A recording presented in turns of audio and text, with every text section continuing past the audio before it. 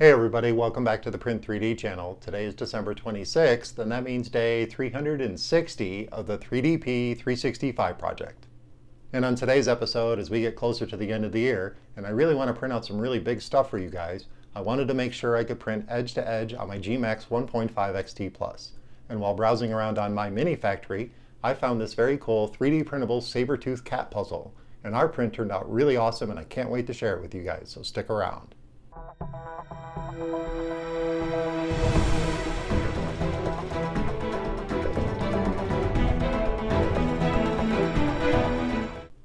Hey everybody, welcome back, and thank you for joining me here for day 360 of the 3DP 365 project. As I was saying in the introduction, I'm getting ready to print out some really big stuff to finish off the 365 project, and I wanted to test the edge-to-edge printing capabilities of my gMax 1.5 XT Plus. It has a 16-inch by 16-inch build plate, and I want to utilize that for some of those big prints. And while browsing around on my mini factory, I found these really cool 3D printable puzzle models. Now I think these were actually designed for CNC use, but the artist took these and actually extruded them and made them so you could be 3D printable models. And he's got like 5 or 6 models up there, and one of them was this very cool saber-tooth cat model. Now it has 30 plus pieces, and they were all set up as a single build plate, and that's exactly what I was looking for. Now I did have to reprint a couple of the pieces just because I was unhappy with them, and one of the pieces had a little bit of delamination on it. Because normally I print near the center of my 16-inch by 16-inch build plate, and I don't really print out edge to edge. So every print that I do, when I'm done printing, I do a nice light wet sanding of the acrylic board. And I guess I've been focusing a little bit too much in the middle. So now I've been kind of sanding around in larger circles to really cover the whole print bed on the gMax. That way I get a little bit more even distribution of my first layer, because that seemed to be the problem. There's one area in the back left corner that I've never ever printed on before, where a couple of the pieces were actually sitting that had really kind of bad first layers. Plus in the dead center of the board, there was actually a piece that popped off the print bed because it was curling too much because it didn't have a really good first layer. And that's the area I normally print in all the time.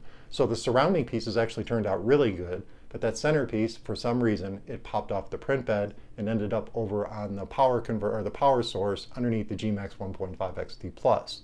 And I found it there this morning. So I reprinted that piece, and again I reprinted a couple of other pieces because I was just unhappy with the way they looked, because they were being printed in that back left corner. But the model itself, it actually turned out really, really good. This is super cool. I love these 3D puzzles. My wife has made a couple of these in the past out of wood that we have purchased in the stores. So it's really cool that someone has taken that artwork that you normally would see for CNC and converted it into a 3D printable model. And there's, like I said, there's a couple of other models there on my mini factory, and I'll put the link down in the description so you guys can download and print this one yourself. And once we had ours downloaded, we sent it over to Simplify 3D for slicing. In Simplify 3D, I used a 0.24 millimeter layer height with 3 top layers, 3 bottom layers, and 3 perimeters. And I also used 20% infill because I wanted to make sure my parts would be very strong. We also printed this out at 40 millimeters per second because I was filling up the build plate, and I figured that was a decent speed to go. And we really didn't have any other problems besides some areas of the print bed itself. We used some of that Matter Hacker standard series filament in forest green, one of my favorite colors. And all the prints actually turned out really good except for those two or three parts I reprinted for an area of the print bed. It had nothing to do with the filament or extrusion. It was just me being a little bit more picky on where I print things by printing everything in the middle and not moving them around as much, so I wouldn't be sanding those areas as vigorously as I would be in the areas I don't print in. But I think I have that issue solved. We're probably going to print a couple of other more full build plates before we end up the 365 project, and I want to make sure I get good prints. So this was a really good test. And like I said, I'm really happy with the print. It did take a little bit of effort to put it together. There was a little bit of elephant footing on some of the parts, so I did have to do a little bit of trimming with the utility knife. But other than that, they all slid together good. And I was planning to super glue them, but they snapped together so tightly that I don't think I'm going to need super glue.